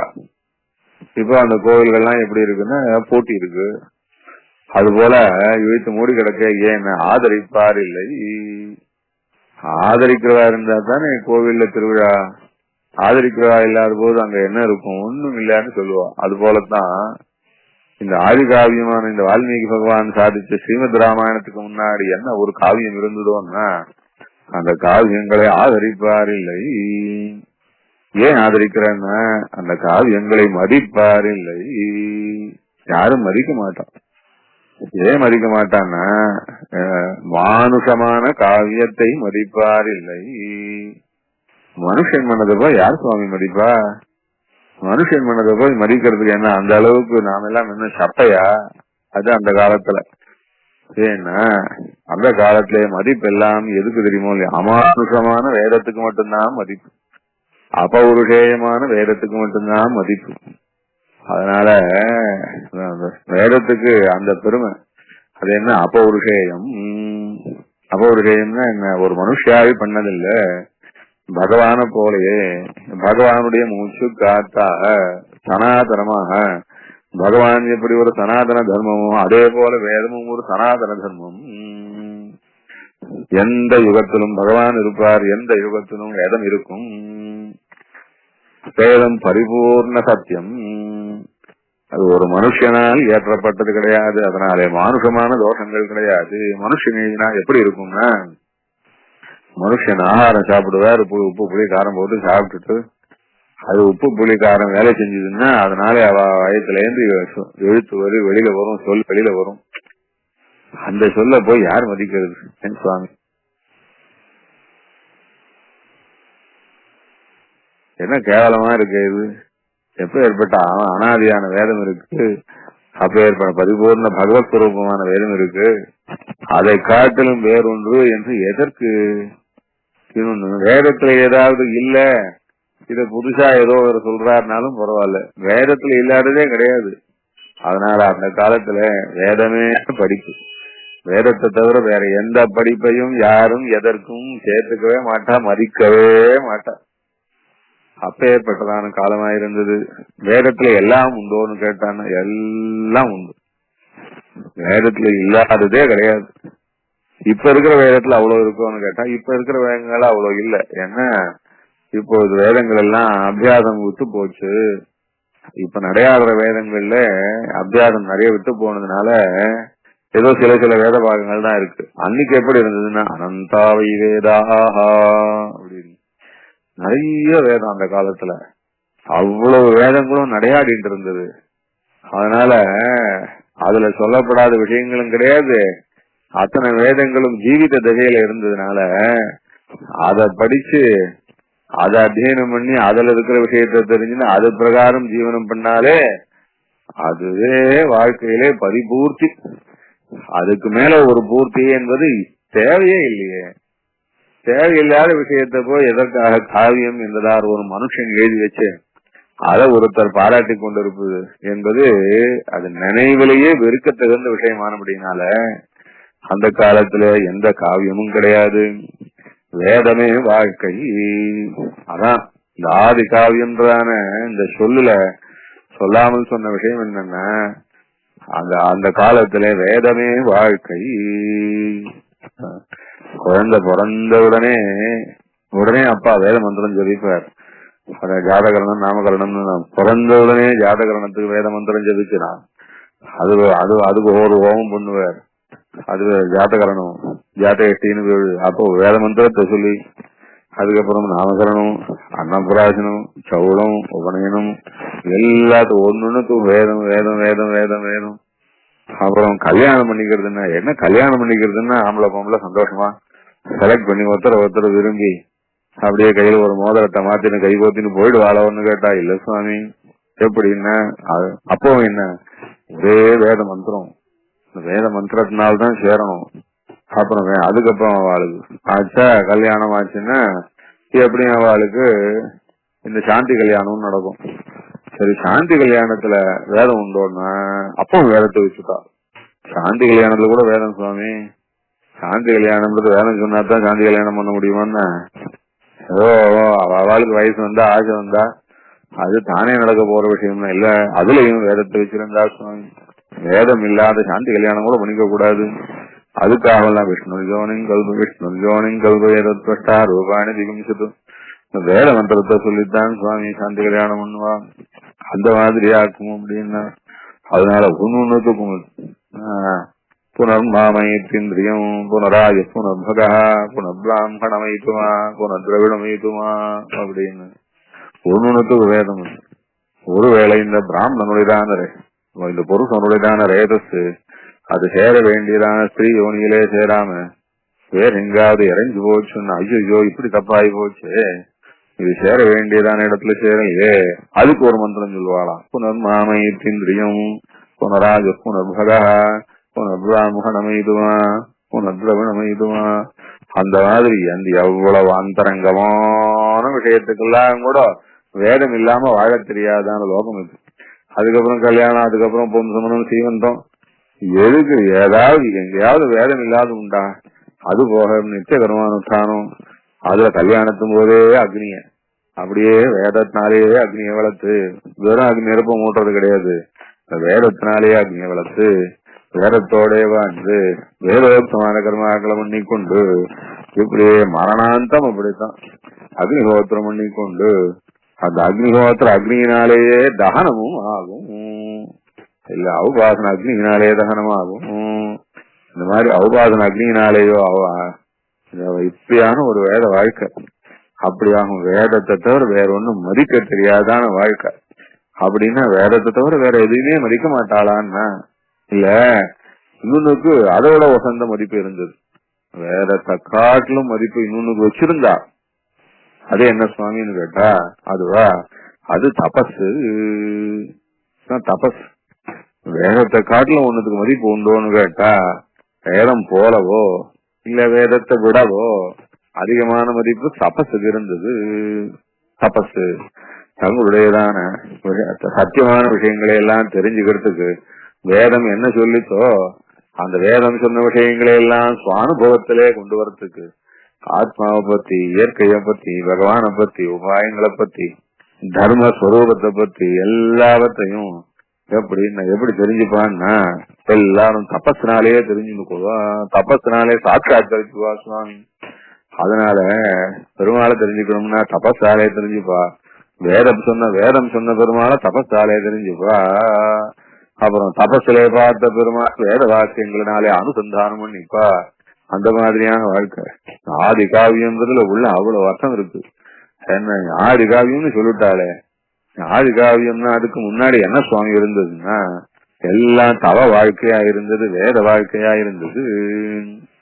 அதனால தபஸும் வேதமும் தான் அப்படியே வாழ்க்கை. வேற ஒன்னுத்துக்கும் மதிப்பு கிடையாது, ஒன்னுத்துக்கும் தேவையும் கிடையாது. எதுக்கு எளப்பமான சமாச்சாரங்கள்லாம் தேவையே இல்லையே. தர்மம் எதுன்னா எது தர்மம், எது செய்யணும் எது செய்ய வேண்டாம் அதையா அப்படியே அப்படியே கண்ண மூடிப்பா. தபஸ்னாலே தெரிஞ்சுருவா இது தர்மம் இது அதர்மம், இது செய்யக்கூடியது இது செய்யக்கூடாது. ஆத்மா எப்படி இருக்கு, ஆத்மாவுடையதான அடுத்த வாழ்க்கை என்ன ஆகணும் அதை கண்ண மூடிப்பா தெரிஞ்சுருவா. தபஸ்னாலே தெரிஞ்சுருவா. இது மாதிரியான ஈஸ்வர தத்துவத்தையும் ஆத்ம தத்துவத்தையும் புண்ணிய பாகங்களையும் கிருத்தியங்களையும் செய்ய வேண்டியது செய்ய வேண்டாது எல்லாத்தையும் எப்படி தெரிஞ்சுப்பான்னா இந்த மாதிரி தபஸ்னாலேயே தெரிஞ்சு கொண்டுடுவா. அதனால இந்த தபஸுக்கும் வேதத்துக்கும் தவிர வேற என்ன தேவை இருக்கு? இப்பொழுது நாம எல்லாம் பல விஷயங்களை எதனால தெரிஞ்சுக்கிட்டோம், பல விஷயங்களை எதனால வாசிக்கிறோம்? நமக்கு தபஸ் இல்ல, ஒரு சாட்சாத்காரமான ஞானம் இல்ல, அதனாலே தத்துவ ஞானம் இல்ல. தத்துவ ஞானம் சொல்லிட்டு தத்துவம் இல்லாத விஷயத்தெல்லாம் தேடி படிக்கிறோம். அதை படிக்கிறதுக்கு தத்துவம் தெரியாதவாள்லாம் எழுதின புத்தகங்கள் எல்லாம் படிக்கிறோம். அவெல்லாம் இப்படி இருக்குமோ அப்படி இருக்குமோன்னு அலசி வச்சிருக்கா பாருங்க. அந்த அலசல் எல்லாம் தேடி நாமும் அலசணும். அதுவே படிப்பா இருக்கு. இதுல வாழ்க்கையே போயிடுறது. வேதனூல் விராயம் ஒரு மனிதர்தாம் ஒவ்வொரேனும் பாதியும் உறங்கி போகும் நின்றதில் 15 ஆண்டு பேரை பாலகன்னதாகும் பிடிவையினும் துன்பம் ஆதலால் பிறவி வேண்டேன் அரங்கமான கருளானே. ஆக நம்முடையதான படிப்பு எதன் வழியா போறது தெரியுமோ இல்லையோன்னா, ஏற்கனவே படிக்க தெரியாம படிப்பை இழந்து தாங்களும் ஏதோ படிக்கலாம்னு ஆராய்ந்து பார்த்து வச்சதான இந்த ஜெனரல் சயின்சஸ் இருக்கு. அந்த மாதிரியான இந்த ஜெனரல் சயின்சஸ், மெட்டீரியல் சப்ஜெக்ட்ஸ் எல்லாத்தையும் அப்படி படிச்சு நமக்கு காலம் போறதுனால புரியாத எழுதி வச்சதெல்லாம் புரிஞ்சுக்கிறதுக்குன்னு பார்த்து நிறைய படிக்கிறோம். அதனால நிறைய இருக்கு. அதனால இந்த மாதிரியான மெட்டீரியல் எல்லாம் அந்த காலத்துல இம்மெட்டீரியலா இருந்தது. அதனாலதான் இது ஆதி கவியம் ஆயிடுச்சு சுவாமி. இதுக்கு முன்னாலே எதுவும் இல்லாமல் இருந்தது. எதுவும் இல்லாம காவியங்கள்னு ஒண்ணும் கிடையாது. எல்லாம் தபஸ், எல்லாம் வேதம், அதுலயே வாழ்க்கை, அதுலயே எல்லாம் நிறைஞ்சு இருந்தது. யாருக்கும் எந்த நட்டமும் கிடையாது, எந்த குறையும் கிடையாது, வேற தேடல் எதுவும் கிடையாது, தேட வேண்டிய அவசியமும் இல்லை. அப்படி நிறைஞ்சு இருந்தது பாரத தேசம். அப்பேற்பட்ட புண்ணிய பூமியாக்கும். ஆதி காவியம்ன்ற ஒரு வார்த்தைக்குள்ள இன்னும் இதே மாதிரியாக அந்த காலத்துல இந்த பாரத பூமிய நினைச்சு பார்க்க வேண்டியதான அப்பேற்பட்ட பவித்திரமான மங்களமான ரொம்ப உயர்ந்ததான அப்படியே சொர்க்கலோகத்தை விட பாரதம் வசந்ததுன்னு பல இடங்கள்ல பிரமாணங்கள்ல சொல்லியிருக்கான். அந்த மாதிரியான பாரத தேசமா இருந்தது அக்காலத்துல. அதனால அப்போ இந்த காவியமும் கிடையாது. அதனாலதான் இதுக்கு ஆதி காவியம்னு பேரு. அப்படியா? இது ஆதி காவியம்ன்றதுனால எதுவும் அதுக்கு எந்த காவியம் அதுக்கு முன்னால கிடையாது அப்படின்னு சொன்னா, அடாடா அதனால என்ன இழப்பு ஏற்பட்டது தெரியுமா? என்ன இழப்பு ஏற்பட்டதுன்னா, என்ன ஆச்சரியமாக பெருமாள் அவதாரம் பண்ணினார், என்ன அழகழகாக வராக அவதாரம் பண்ணினார், எப்பேற்பட்ட உலக கலந்த பெருமாளாயிருந்த இந்த கதையெல்லாம் எழுதி வைப்பவர் கிடையாது. அதான் ப்ராப்ளம் எங்க ஸ்டார்ட் ஆகுதுன்னா, இந்த ராம கதையை வால்மீகி எழுதிட்டார். ராமன் ரொம்ப ஜூனியர் அவதாரங்கள்ல வரைச்சே ராமர் ஜூனியர் பெருமாள். ஜூனியர் பெருமாளை பத்தி கதை இருக்கே சுவாமி, சீனியர் பெருமாளை பத்தி ஒருத்தருமே எழுதலையா? அந்த கதை எழுதவே இல்லை சுவாமி. அப்படி ராம நிரும்ம வைபவத்தை அந்த கால பிரகலாதன் எழுதி வைக்க கூடாதா? தான் சாட்சாத்தா சேவிச்சு அந்த நிரும்மனை பத்தி எழுதி வைக்க கூடாதா சுவாமி? இந்த உலக கலந்த பெருமாளை எத்தனை ரிஷிகள் சேவிச்சா? இத்தனை ரிஷிகளா இல்ல? வால்மீகி பகவானுக்கு முன்னாடி ரிஷிகளே கிடையாதா? பூமி பூரா ரிஷிகள் தான். ஒரு ரிஷியாவது ஒரு வரியாவது எழுதி வைக்க மாட்டேன்னு. அதனால வால்மீகி பகவானுக்கு ஸ்டார்டிங் ப்ராப்ளம் அதான் அங்க முக்கியம். இந்த ஆதி காவியம்ன்ற வார்த்தையில என்ன தெரியறதுன்னா, வால்மீகி பகவானுக்கு ஸ்ரீமத் ராமாயணத்தை எழுதுவதா எழுதாம இருப்பதான்னு ஸ்டார்டிங் ப்ராப்ளமும் இருக்கும். இது வரைக்கும் ஒத்தரம் எழுதல. நாம் இந்த ஸ்ரீமத் ராமாயணத்தை எழுதினார்னா இந்த லோகத்துல இது யார் ஒத்துப்பாயுத? வேதத்தை தவிர அந்த பவித்திரமான அபராகரமான பிராச்சீனமான சனாதனமான எல்லா காலத்திலும் பெருமாள் போலேயே நிறைஞ்சிருக்க கூடியதான பரம சத்தியமான அந்த வேதம் இருக்கச்சே, அந்த வேதத்தை விட்டு இன்னும் இதையும் நீங்க படியுங்கன்னு சொல்லி 24,000 ஸ்லோகத்தை எழுதி வச்சா யார் மதிப்பா? அதனால வால்மீகி பகவானுக்கு ஸ்டார்டிங் ப்ராப்ளம். ராமாயணத்தை எழுதணும்னு ஆசையா தான் இருக்கு. ஏன்னா அவர் ரொம்ப ராமபக்தர். எப்பேற்பட்ட ராமபக்தர்னா, ராமன் அவதரிச்சு அதுக்கப்புறம் ராமனை பத்தி தெரிஞ்சுட்டு என் ராமா அப்படின்னு ராமன் ஆசைப்பட வேண்டிய அந்த மாதிரியான ஒரு டிஸ்அட்வான்டேஜ் அவருக்கு கிடையாது. ஏன்னா அவர் ராமன் அவதரிக்கிறதுக்கு முன்னாடியே அவர் ராமபக்தர். அவர் வால்மீகி பகவான் அப்பேற்பட்டவர். அதுதான் முக்கியமான பாயிண்ட். அவர் ஏன் ராமகதை எழுதினார்னா, ராமபக்தி என்பது அவருக்கு ராமாவதாரத்துக்கு அப்புறம் வந்த பக்தி கிடையாது. அது ராமாவதாரத்துக்கு முன்னாடியே, எவ்வளவு முன்னாடிதான், பல ஆயிரம் வருஷம் முன்னாடியே அவருக்கு ராமபக்தி வந்துடுச்சு. வால்மீகி பகவான் அவருடைய கதையில அவர் ஒரு பிராமண ரேட்டஸுக்கு உண்டானவர் தான். ஆனா இருந்தாலும் ஏதோ சேர்த்தி சரியா இல்ல, அதனால ரொம்ப கெட்டு போய் வேடுவர் ஆயிட்டார். அவர் வேடுவரா சுத்திட்டு இருந்தார். சப்த ரிஷிகள் வந்தா, காட்டுல வந்தா, வால்மீகி பகவானு கேட்டா. அப்போ ஒரு நல்ல மொரட்டு வேடனா இருந்தார். இவர் மடக்கினார். அவளை பார்த்து அவள் தான் வால்மீகிய பார்த்து கேட்டா, நல்ல வம்சத்துல வந்தவன் என்னமோ தப்பு பண்ணின்னு உழைக்கிற, இதெல்லாம் தப்பாச்சு, பாவமாச்சு, ஏன் பண்ற அப்படின்னா, பொழப்பு சாமி, பொழப்பு. யாருக்காக பிழைக்கிற? எல்லாம் எனக்கு குடும்பத்துக்கு தான் அப்படின்னு. பழைக்கிறது தப்பு பண்ணி உழைக்கிறியே, பாபமாச்சே, குடும்பத்துக்கும் குடும்பத்துக்காக பிழைக்கிற உன் பாவத்துல பங்கு அவளுக்கும் உண்டோ அப்படின்னா, என்ன சாமி கேக்குறீங்கோ அப்படின்னா, அப்பா நீ பாவம் பண்ணி உழைக்கிறியே, உழைப்பு குடும்பத்துக்காகன்னு சொல்றியே, அப்ப பாவமும் குடும்பத்துக்கும் உண்டோ அப்படின்னா புரியல. என்ன சொல்றீங்க அப்படின்னா, இல்ல நீ பண்ற பாவத்துல யார் பிழைக்கிறாளோ அவ அந்த பாவத்தையும் ஏத்துக்கிறாளான்னு கேட்கலையா அப்படின்னு போய் குடும்பத்தை போய் கேளு. நான் போய் என் பொழைப்புல நீங்க பங்கெடுத்துக்கிறா போல என் பாவத்திலையும் பங்கெடுத்துக்கிறீங்களா அப்படின்னு ஒரு வார்த்தை கேளேன் அப்படின்னா இவர் போய் கேட்டா அந்த வேடுவ குடும்பத்துல ரொம்ப நல்லா இருக்கு, பாவத்துல யார் பங்கெடுத்துப்பா, உன்னை யார் பாவம் பண்ணி பொழைக்க சொன்னது அப்படின்னா மண்டையில சுத்திகள் அடிச்சா போல இருந்தது அவருக்கு. அங்கே நேரம் வந்த சுவாமி பாவத்துல பங்கெடுத்துக்க மாட்டேன்னு சொல்றா, பொழைப்புல மட்டும்தான் பங்கெடுத்து போலாம் அப்படின்னா, அதான்ப்பா நான் ஒண்ணு சொல்றேன் கேளு, நீ இருக்கிறபடி இரு, நான் ஒண்ணும் சொல்லல, ஆனா இருந்தாலும் எங்களை சந்திச்சியோ இல்லையோ, எங்களை சந்திச்சதுக்கு ஒரு ஞாபகார்த்தமாக ஒரே ஒரு மந்திரம் சொல்லிட்டு போறோம், உனக்கு பிடிச்சிருந்தா சொல்லு அப்படின்னு. என்ன மந்திரம் அப்படின்னா, அது தெரியுது இந்த மரம் என்ன மரம் கேட்டாரோ உடனே அவருக்கு வால்மீகி சொன்னார், அந்த மரம் அது மரம் அப்படின்னு. அந்த மரான சால விருஷம், ஆச்சா மரம்னு சொல்லுவான், மராமரம் சம்ஸ்கிருதத்துல மராமரம் இல்லன்னா சால விருஷம் அப்படின்னு சொல்லுவா. அந்த மரத்து பேர் என்னப்பா அப்படின்னா, அதுவா அந்த மரமா, அது வேம்பு, வேப்ப மரத்து வேம்புன்னு சொல்லுவோம் இல்லையா, அது மாதிரி அந்த மரத்து பேர் என்ன அப்படின்னா மரா அப்படின்னா. அதேதான்ப்பா, இதான் உனக்கு நாங்க சொல்லித்தர மந்திரம், இந்த மந்திரத்தை சொல்லிண்டு, இந்த மந்திரம் ஏதோ எங்க பார்த்த போது இந்த மாதிரி அவ மரான்னு சொல்ல சொன்னா எப்ப முடிஞ்ச போது சொல்லிண்டுன்னு சொல்லிட்டு போனா, ஆயிரங்களாம் இப்படிதான் சொன்னாங்கன்னு நினைச்சு சொல்லி போயின்பா அப்படின்னு சொல்லிட்டு போயிட்டா.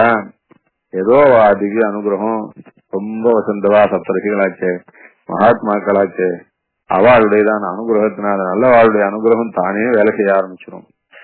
இந்த மரத்தை எங்கன்னா பாப்ப, சால விருஷத்தை ஆமா இந்த இத பத்தி ரிஷிகள் சொன்னாலே இந்த மரத்து பேரை திருப்பி சொல்லுன்னு சொன்னா சொல்லி பாப்பாராம். அப்படியே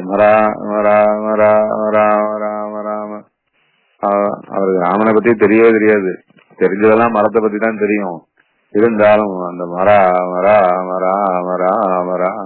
அந்த ராமசப்தம் வந்துடுது, அந்த ராமசப்தம் வாயில வந்துடுத்தான், அது அவருக்கு ஏதோ ஒரு இனிமை, ஒரு ஆனந்தம். அந்த ஆனந்தத்துல அப்படியே தன்னை மறந்துட்டாராம்.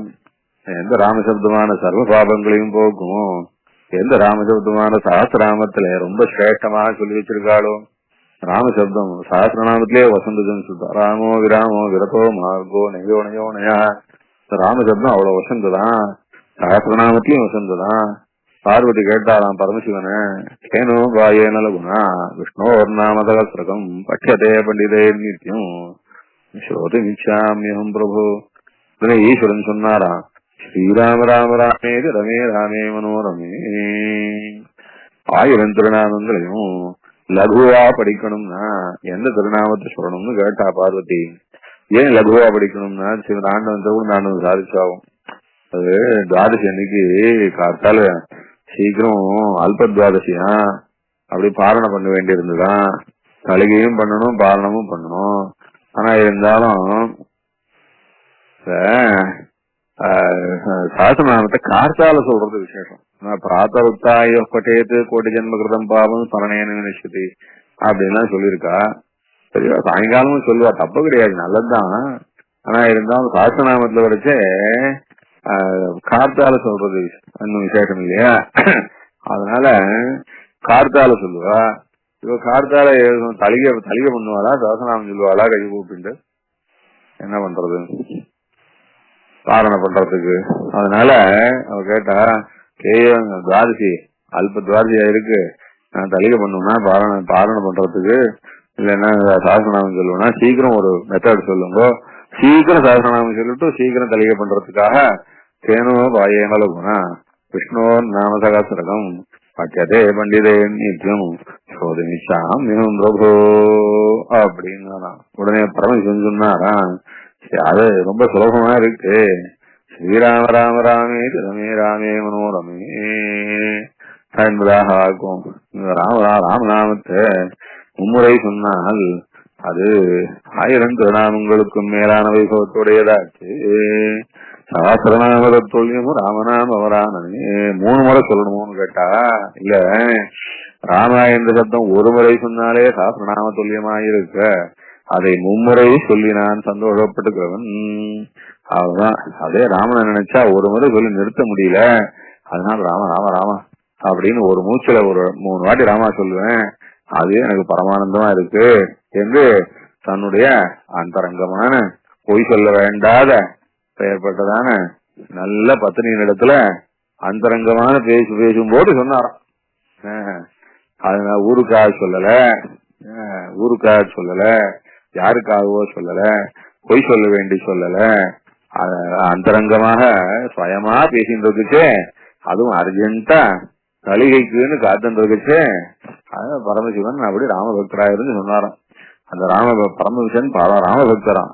காசியில எல்லாருக்கும் மரணான் முக்தின்னு சொல்லுவா. ஏன் காசியில முக்தி தெரியுமோ இல்லையோ, அங்க விசேஷு பரமசிவன் வீதி வீதியா சுத்துறாராம். காசியில யாராவது மரணமடைய போற தருவாயில இருந்தா இந்த காசி கஷேத்திரத்துல இருந்து நான் இருக்கிற கஷேத்திரத்துல மரணம் அடைகிறவா நல்ல கடிக்குதான் போகணும்னு பெரிய மனசோட அந்த மரண தசைகளே காதுல பரமசிவன் அருவியா சொல்லுவாராம். ராமநாமத்தை சொல்லி ராம தாரக மந்திரத்தை சொல்லி அவரை நல்ல கதிக்கு அனுப்புவாராம். அப்ப ஏற்பட்டதான ராம தாரக மந்திரம், அப்ப ஏற்பட்டதான ராமன் என்கிறான திருநாமம். அந்த திருநாமத்தை வால்மீகி பகவான் அப்படியே ராம ராம ராம ராமான்னு சொல்லி தன்னை அப்படியே சுத்தி அடைஞ்சுட்டு அந்த ஆனந்தத்துல தன்னை மறந்து அப்படியே காட்டுல அப்படியே உட்காந்துட்டாராம். அதுல மேல மேல மேல புழுதி சேர்ந்து புழுதி புத்தாகி புத்து மலையாகி புத்து காடாகி மொத்தம் மூடி கடைசியில வால்மீகி பகவான் எங்க போனார்னா எப்படியா இருக்கும், சில சமயத்துல ஆத்தங்கரையோரமா இருக்கிறதான அர்ச்சா விக்கிரகங்கள் கோவில்கள்லாம் பெரிய ஆறு வெள்ளம் விட்டு அப்படியே வெள்ளம் மூடி மண்ணு மூடி அப்படியே காணாம போய் எத்தனையோ யுகங்கள் அப்படியே உள்ள கிடக்கும். ஸ்ரீமத் ராமானுஜர் அந்த சம்பத்குமாரனை திருநாராயணபுரத்துல அப்படிதான் அப்படியே மலைக்குள்ள மூடி கிடந்த பெருமாளை வெளியில எடுத்து கொடுத்தாராம். அதே போலதான் வானமாமலையில பெருமாளை நம்மாழ்வாருடைய திருத்தகப்பனார் காரி அப்படியே உள்ள குளத்துக்குள்ள கிடந்தாராம். ஏதோ காலத்துல எப்படியோ போய் உள்ள போய் அதுக்கு மேல அது மண்ணெல்லாம் சேர்ந்து அதுக்கப்புறம் யாரோ அதை ஏரி குளமாக்கி அதுக்கப்புறம் அந்த ஏரியில இருந்து பாசனம் வாங்கிட்டு இருந்தது உள்ள பெருமாள் இருந்திருக்கார். இது மாதிரி நிறைய பெருமாள் இருக்காரு, இன்னும் கூட இருப்பார். அந்த மாதிரியாக இந்த வால்மீகி பகவான் என்ன ஆனார்னா உள்ள கடந்தாராம். இப்படி இருக்குச்சு வருண பகவான் அவருக்கு உள்ள முக்கியமான விஷயம். வால்மீகி பகவான் அப்படி உள்ள இருந்து ராமனை தியானம் பண்ணிட்டு இருக்குச்சு. அப்படியே ராமனன் சீதாராமனா சேவிச்சாராம். அந்த சீதாராமன அப்பயே பிரத்யட்சம் இருக்கு. அந்த மாதிரி அந்த பெரிய மலை புத்து அதுக்குள்ள வால்மீகி பகவான் ராமனை நினைச்சு ஆனந்தப்பட்டு உலகத்தையே மறந்து அந்த ஆகாரத்தை மறந்து மூச்சு கூட விடாம ராமனை நினைச்சுட்டு சீதாராமனை சேவிச்சுட்டு இருந்தாராம். அப்படி இருக்குச்சு. ஒரு நாள் வருண பகவான் மழையா கொட்டினாராம், கொட்டினாராம். உள்ள இருக்கிறவர் இப்ப ரிஷி ஆயிட்டார், பகவத் சாட்சாத்காரம் ஆயிடுச்சு. சாட்சாத் ராமனை பரபிரம்மத்தை சேவிச்சுட்டார், திவ்ய தம்பதிகளை சேவிச்சுட்டார்.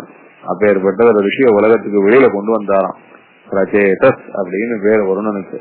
அதனால வால்மீகி பகவானுக்கு அந்த பிரச்சேதஸ் என்கிற வருண பகவான் கருணையோட உலகத்துக்கு வெளிப்படுத்துறதுனால அவர் வருணனுடைய புத்திரனே என்று கூட சொல்லலாம்.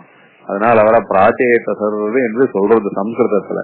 பிராச்சேதத பிரபுதயோபி பரம் ததஸ்தா தயாசிரியர்கள் சாதிக்கிறார். அதனால அப்படி வருண பகவானான பிரச்சேதஸ் அவர் அனுகிரகிச்சு அவராலே லோகத்துக்கு தருவிக்கப்பட்டவரானபடினால அவர் பிராச்சேதஸ் என்று பேர். மழை கொத்தி புத்து கரைஞ்சி அதுல இருந்து செடி கொடியெல்லாம் அப்பாலுக்கு விலகி போய் அப்படியே ஜொலிக்க மழையில அப்படியே வெளியில வரார் வால்மீகி பகவான். அப்படியே பாக்குறார், ராமபக்தி கண்ல அப்படியே வெள்ளமா தெரியுது. அப்ப ஏற்பட்ட ராமபக்தியோட வாழ்ந்து கொண்டிருந்த வால்மீகி பகவான் அதுக்கப்புறம் பல ஆயிரம் வருஷம் கழிச்சு ராமன் அவதரிச்ச போது அந்த ராமன் எந்த ராமனை மானசிகமா அனுபவிச்சுட்டு இருந்தாரோ அந்த ராமனை பிரத்யக்ஷமா சேவிச்சு ராமனுடைய கதையை பிரத்யக்ஷமா அனுபவிச்சார். அது மாத்திரம் இல்ல சுவாமி அப்படின்னு இப்ப ஏற்பட்ட ராம கதையில வால்மீகி பகவானுக்கு பெரிய ஷாக். என்ன ஷாக்குன்னா, ராமன் பட்டாபிஷேகமாயி சீதா ராமனா இருந்து ரொம்ப ஆச்சரியமா ராமராஜ்யம் நடந்துட்டு இருக்குது. சீதா தேவியை பிரித்து அனுப்பி அவளும் தான் வாழ்வதற்காக வால்மீகி பகவானுடைய ஆசிரமத்திலே வந்து தங்கி இருக்காள். ஏற்பட்ட பெரியதாயா ஜெகன்மாதா ஜெகஜனனி கருணாமூர்த்தி தயா சாகரமா இருக்கக்கூடிய அப்பேற்பட்ட உயர்ந்த மகாபதிவிரத்தையாக ராமபக்தியே வடிவெடுத்தாற் போல இருக்கிற அப்பேற்பட்ட ராம பிரீதி ராமனிடத்திலே காதல் வடிவெடுத்திருக்கக்கூடிய அந்த பெரிய விராட்டியாரான சீதை வால்மீகி பகவானுடைய ஆசிரமத்திலே வந்து தங்கி இருக்காள். இப்ப ஏற்பட்ட சந்தர்ப்பமா இருந்தது. இதுதான் இந்த ஆதி காவியமானது அவதரிக்கிறதுக்கு காரணம். இந்த சமாச்சாரம், இதனுடைய விஷயம், இதனுடைய சூக்ஷ்மம் இதெல்லாம் அடுத்த வாரம் சேவிச்சுக்கலாம். கவிதார்க்கிய சிம்மாய கல்யாண குணசாலினே ஸ்ரீமதே வெங்கடேஷாய வேதாந்த குரவே நமः.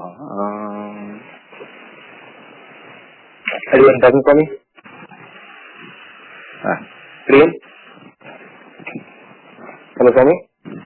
ஹலோ அடியன் அடியன் பரமபாகியம் சுவாமி, பரமபாகியம். ஆச்சரியமான இது இன்ட்ரோடக்ஷன் சுவாமி. ரொம்ப ஆர்வமா.